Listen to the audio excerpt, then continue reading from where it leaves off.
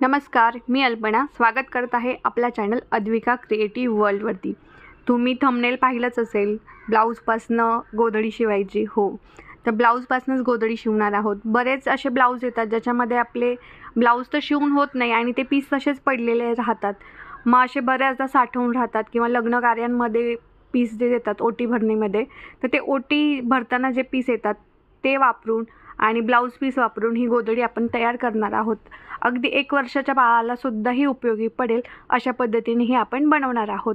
तर चला तर सुरुवात करूया। इथे हा ब्लाऊज पीस घेतला आहे जो 80 सेंटीमीटरसुद्धा नाही आहे, अगदी 65 ते 70 सेंटीमीटरचाच ब्लाऊज आहे, ज्याच्यामध्ये आपला ब्लाऊज शिवून होणं शक्य नव्हतं।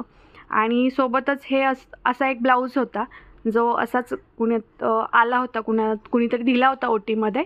आणि हे खूप सारे असे अस्तरच्या ताग्यांमधून राहिलेले तुकडे होते। एक जॅम सॅटिनचं फॅब्रिक होतं, तर म्हटलं चला आपण गोधडी शिवूयात। तर हे पहा, अगदी 65 सेंटीमीटरचा हा ब्लाऊज आहे आणि 1 वर्षाच्या बाळासाठी एवढ्या पिसाचा जी आपण गोधडी बनवणार आहे ती ओके आहे।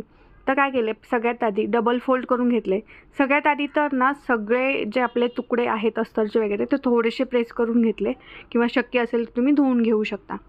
तर आपल्याला जी त्याची विड्थ आहे ती आहे तेवढीच ठेवली आहे आणि लेंथ त्याची ठेवली आहे 32 इंचाची, म्हणजे जवळपास 25 बाय 32 इंचाची आपण गोधडी शिवणार आहोत। तर काय केले, डबल फोल्ड केले आणि 32 इंचावरती मार्क करून घेतले, जेणेकरून आपल्याला स्ट्रेट त्याचा चौकोन किंवा आयत मिळून जाईल। तर अशा पद्धतीने 32 इंचावरती मार्क करून एक स्ट्रेट लाईन आखून घेतली आहे आणि तो पीस कट करून घेतला आहे। त्याची उंची आपण कट करून घेतल्यानंतर आता पाहत असाल तर असं वाकडं तिकडं ते कापलेलं आहे आधीचं। तर काय केलं, ते व्यवस्थित स्ट्रेट करून घेतले। सगळ्यात छोटा पॉईंट जिथे आहे तेवढंच घेतलं आहे, 12.5 इंच आहे काठाच्या साईडनी सगळ्यात छोटा पॉईंट।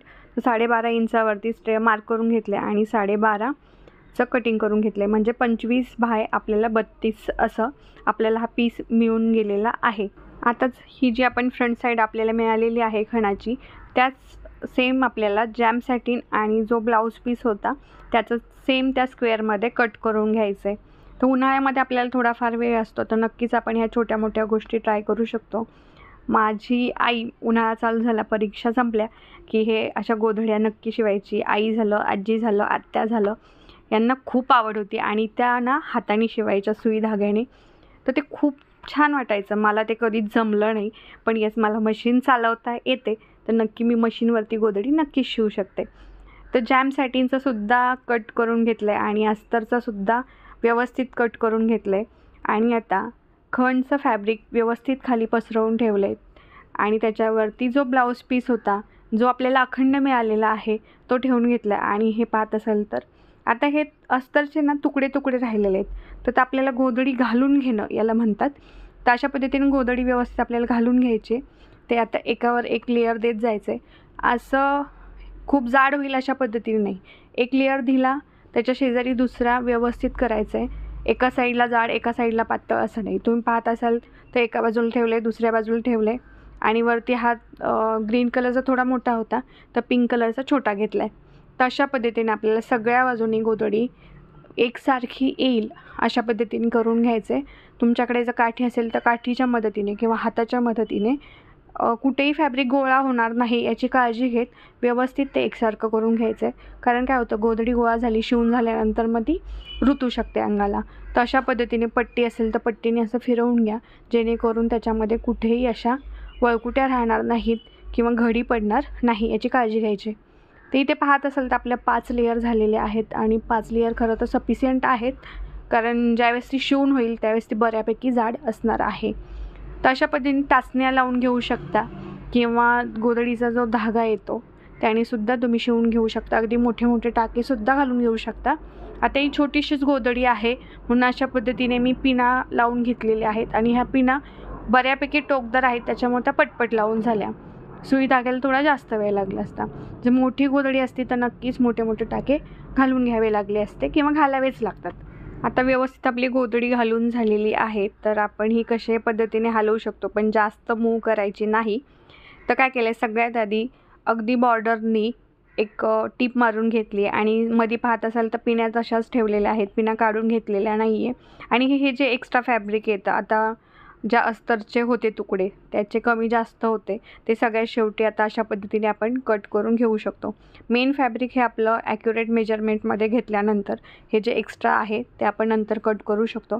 तर व्यवस्थित हे कट करून झाल्यानंतर हे पहा, आता काय करायचं आपल्याला स्क्वेअर करून घ्यायचे. एक स्ट्रेट लाईन आणि एक आडवी लाईन, आपल्याला उभी आणि आडवी लाईन आपल्याला आखून घ्यायच्यात, जेणेकरून काय होईल आपल्याला ते मार्किंग व्यवस्थित दिसेल आणि आपल्याला शिवायला थोडं सोपं जाईल किंवा पटकन लक्षात येईल इथे मार्क केले, मग आपल्याला ह्या स्ट्रेट लाईनमध्येच जायचं आहे, वाकड्या तिकड्या टिपा आपल्या बसणार नाहीत. तर पाहत असाल तर साधारण 2 इंचावरती किंवा 3 इंचावरती अशा पद्धतीने सगळे मार्क करून घेतले. सगळे बॉक्स असे व्यवस्थित बनवून झाल्यानंतर आपण आता ते व्यवस्थित शिवून घ्यायचे.